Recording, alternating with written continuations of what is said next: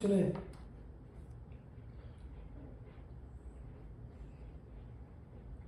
भूभार हरण के लिए देवताओं के अवतार ग्रहण के निश्चय।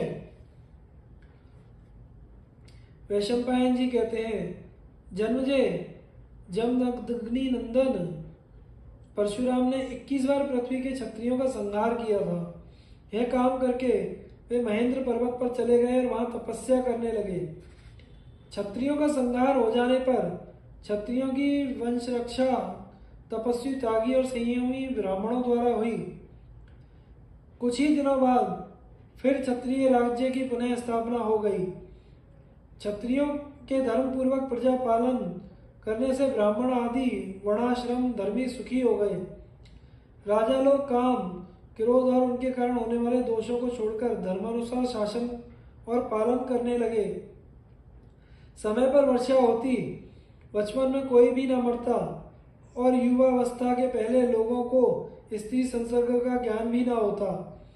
क्षत्रिय बड़े बड़े यज्ञ करके ब्राह्मणों को खूब दक्षिणा देते। ब्राह्मण सांगोपांग त्रिकांड वेद का अध्ययन करते।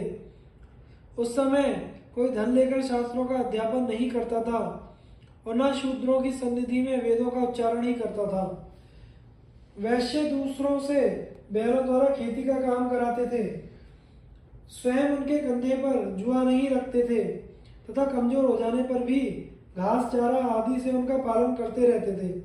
बछड़े जब तक कुछ और नहीं खाने लगते थे तब तक गौएं नहीं दुही जाती थी।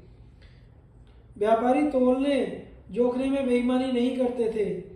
सभी लोग अपने वर्ण और आश्रम आदि के अधिकारानुसार अपना अपना काम करते थे। धर्म हानि का तो कोई प्रसंग ही नहीं आता था। गौ और स्त्रियों को उचित समय पर बच्चे होते थे। यहाँ तक कि लता और वृक्ष भी ऋतुकाल में ही फलते फूलते थे।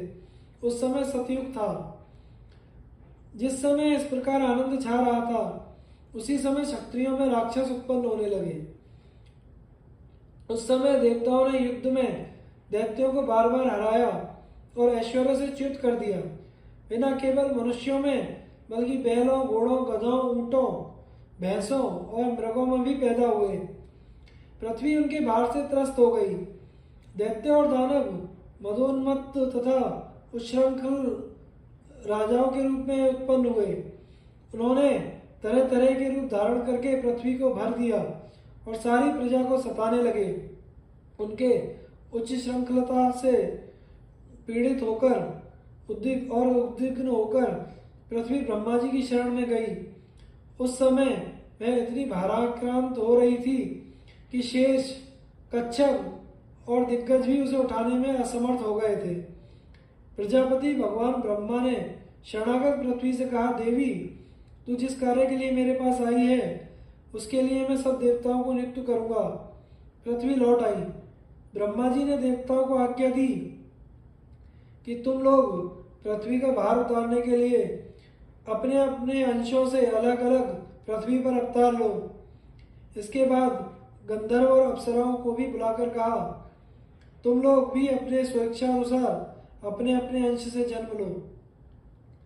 सब देवताओं ने ब्रह्मा जी के सत्य, हितकारी और प्रयोजनानुकूल वचन को स्वीकार किया। इसके बाद सबने शत्रुनाशक भगवान नारायण के पास जाने के लिए वैकुंठ की यात्रा की। वे प्रभु अपने कर कमलों में चक्र और गदा रखते थे।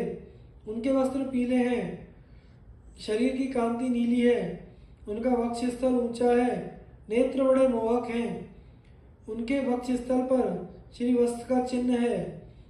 वे सर्वशक्तिमान तथा सबके स्वामी हैं। सभी देवता उनकी पूजा करते हैं। इंद्र ने उनसे प्रार्थना की कि आप पृथ्वी का भार उतारने के लिए अंशावतार ग्रहण कीजिए। भगवान ने तथास्तु कहकर यह स्वीकार किया। इंद्र ने भगवान विष्णु से अवतार ग्रहण करने के संबंध में परामर्श किया। तदनुसार देवताओं को आज्ञा दी और फिर वैकुंठ से चले गए। अब देवता लोग प्रजा के कल्याण और राक्षसों के विनाश के लिए क्रमशः पृथ्वी पर अवतीर्ण होने लगे।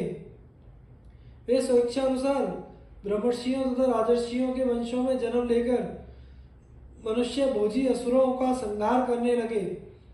वे बचपन में ही इतने बलवान थे कि असुरगण उनका बाल भी बांका नहीं कर सकते थे।